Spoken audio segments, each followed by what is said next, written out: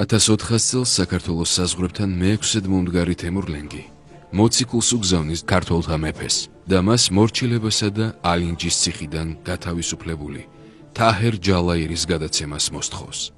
პასუხად ქართველთა მეფე ღირსებით სავსე წერილს უგზავნის დამპყრობელს. რადგან სარკინოზი და ურჯულო ხარ, არ გეცოდინება წინასწარმეტყველთა მიერ თქმული. უფალი ამ პარტამანთა შემუსრავს, ხოლო მდაბალთა მოსცის მადლი. ჩემი მეფობით არც უმცირესი და არც უპატიო ვარ შენზე, რადგან დავით წინასწარმეტყველის ძირთაგან ვარ წარმოშობილი. ბაგრატიონები ღვთისგან ვართ მირონცხებულნი და მისი განგებით ვმეფობთ.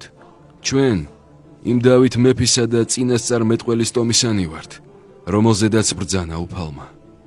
ერთგზის ვეფუცე წმიდასა ჩემსა დავითს და მე არა ვეცრუო მას ნაყოფისაგან მუცლისა შენისა დავსვა საყდართა შენთა. ეს ის დავითია, რომელმაც შურდულით მოკლა გოლიათი და მისი ქედმაღლობა დაამცრო. მე ღვთის განგებითა და მრავალმოწყალებით ვარ დადგენილი საქართველოს მეფედ. მისივე მადლით არ ვისაქვს ჩვენზე ხელმწიფების უფლება, რადგან ზეციურ მეუფეს იესო ქრისტეს ვემორჩილებით. მეფობა შენი სწრაფლწარმავალი და უმემკვიდროა.